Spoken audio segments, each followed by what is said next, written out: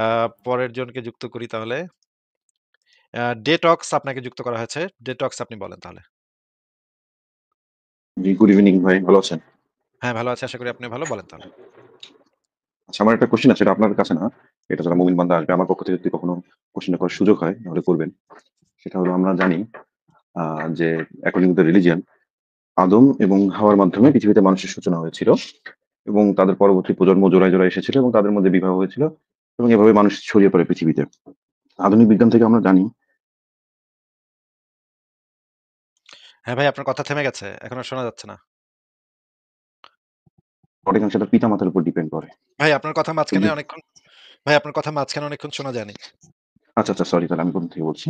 আ আমি বলছি যেটা যে আমরা অ্যাকর্ডিং টু দ্যা রিলিজিয়ন জানি যে মানুষ পৃথিবীতে এসেছিল আদম এবং হাওয়ার মাধ্যমে এবং তাদের পরবর্তী প্রজন্ম জোড়ায়, জোড়ায় জন্মগ্রহণ করেছিল এবং তাদের মাধ্যমে আ মানে এক জোড়ার সাথে এক কাপল সোয়াপ এর মাধ্যমে এই পৃথিবীতে মানুষের প্রজন্মটা ছড়িয়ে পড়ে। অ্যাকর্ডিং টু দ্যা রিলিজিয়ন আমি যদি ভুল না হয়ে থাকি এবং আমি যদি ভুল না শিখে থাকি।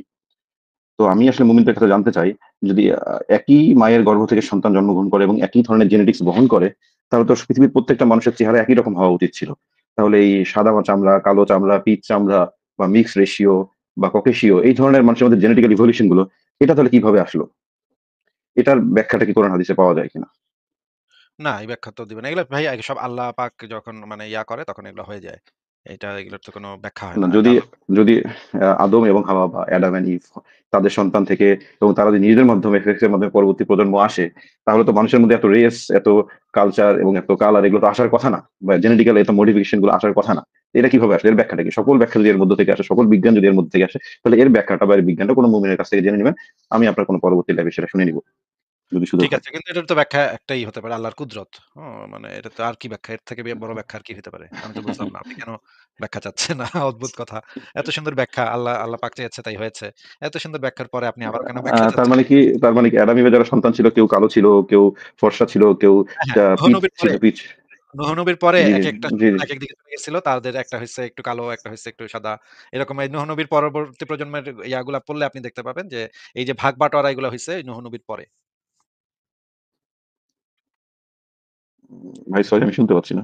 ভাই মানে আমি এই লাস্ট যে 30 বিভিন্ন প্লিজ ধরনের শুনতে যে মানে ধরেন চাইনিজ, মঙ্গোলিয়ান, আ জাবির, তারপরে হচ্ছে গিয়ে আ আ অস্ট্রিয় কি যেন বলে এগুলোর নাম? এখন তো ভুলেও গেছি। অস্ট্রেলিয়ান, এই মঙ্গোলীয়, Caucasian, ককেশীয়, Caucasian. ককেশীয়। হ্যাঁ, জি, এই জি। টাইপের মানে যেই ভাগগুলা হয়েছে সেগুলো হচ্ছে নূহ নবীর পরবর্তী সময়ের ঘটনা। নূহ নবীর পরে যে বাচ্চা-কাচ্চাগুলো ছিল সেগুলো বিভিন্ন জায়গায় ছড়ায় পড়ছে এবং তারা এরকম হইছে। এই জিনিসটা বলা আছে। যাই হোক তারপর Well, জিজ্ঞেস করার সুযোগ Nonobi থাকলে was কখনো করবেন।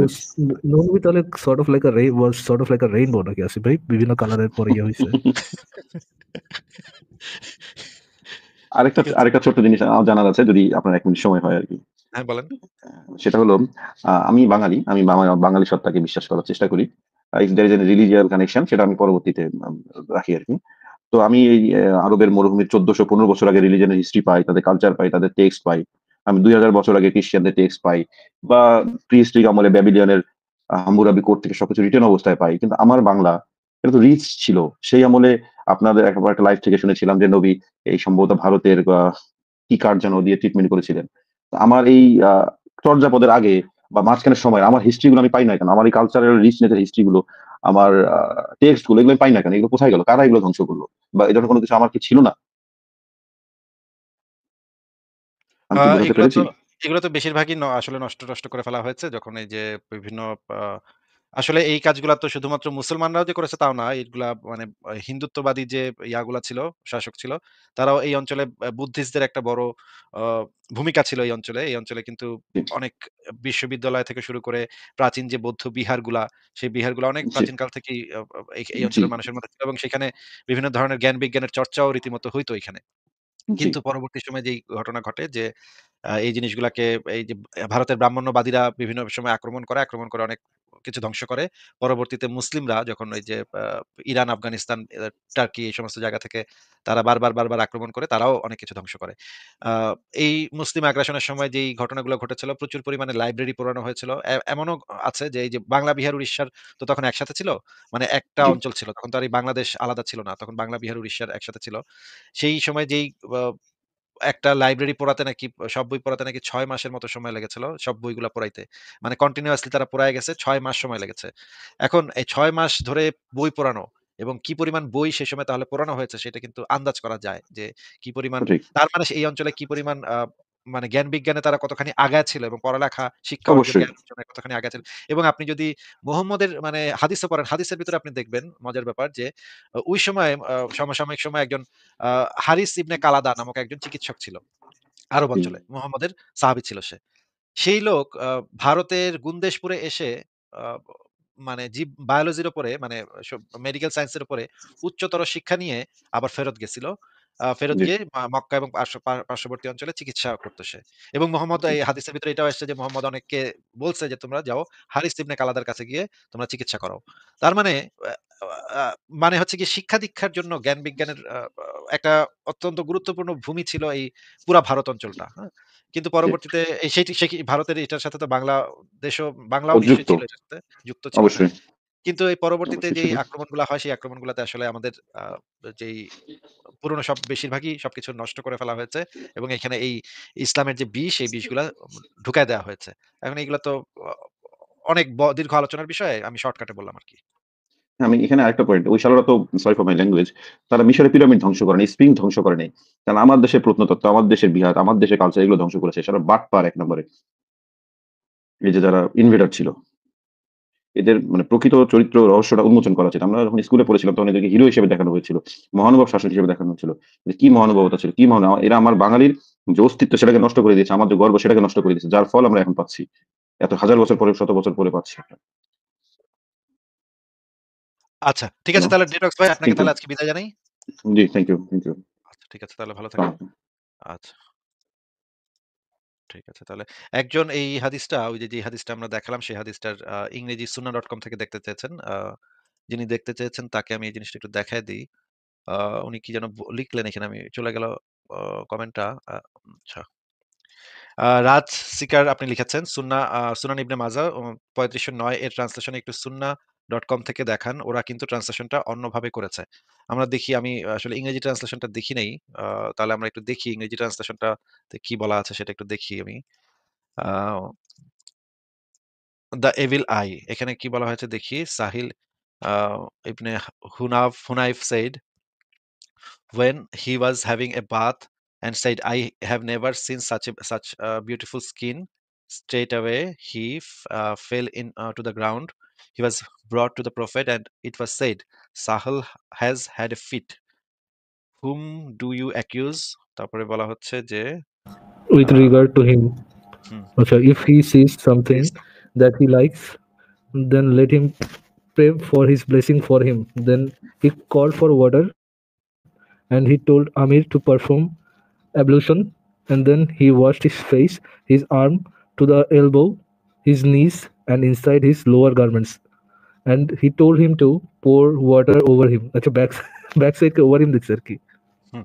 কিন্তু এখানে একটু চালাকি করছে তারা। এখানে একটু চালাকি আছে। আ এই বাংলা অনুবাদটাতেই যেটা বলা আছে সেটাই ঠিক আছে। সেখানেই একদম এক্সাক্ট কথাটা সেখানেই বলা আছে। এই হাদিসটার অন্য ভার্সন গুলো তাহলে বের করে দেখতে হবে। মুয়াত্তা মালিকের হাদিস থেকে তাহলে এই জিনিসটা বের করে দেখতে হবে। মুয়াত্তা মালিকের হাদিসে এটা আরো ভালোভাবে থাকার কথা। আমি দেখি মুয়াত্তা মালিকের হাদিসে এটা কি আছে। এটা মুয়াত্তা মালিকের হাদিসের চ্যাপ্টারটা হচ্ছে বদনজর, হ্যাঁ? বদনজর দেখি।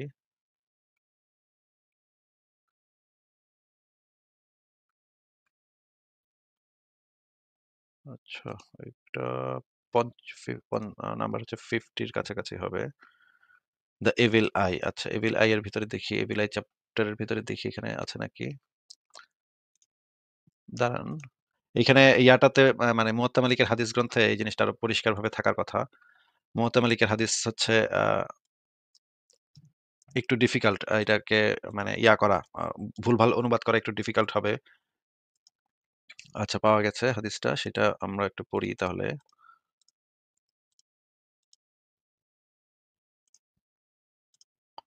আচ্ছা, এটা হচ্ছে মুয়াত্তা মালিকের হাদিস গ্রন্থ থেকে একই হাদিস।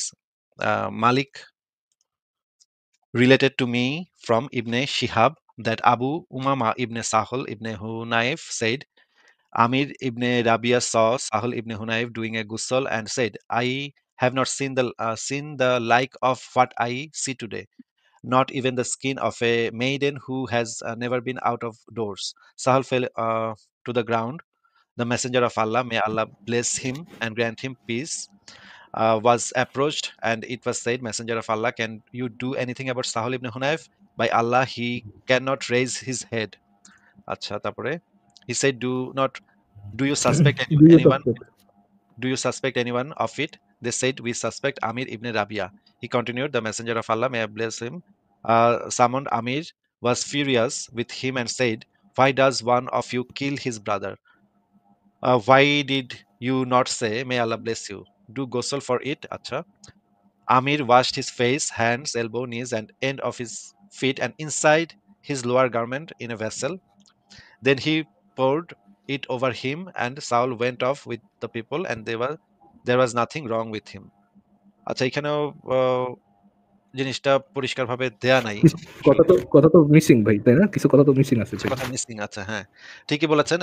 যে রাজ সিকার আপনি যেটা লিখেছেন সেটা ঠিকই লিখেছেন। ইংরেজিতে কিছু কথা মিসিং আছে। কিছু কথা একদম সঠিকভাবে অনুবাদ করে নাই ইংরেজিতে। এটা একটা চালাকি হইতে পারে যে তারা চালাকি করে এই জিনিসগুলো বাদ দিছে। কিন্তু বাংলা অনুবাদটাতে তো আবার খুব সুন্দর করে একদম মানে টু দি পয়েন্টে একদম অনুবাদ করে দিছে।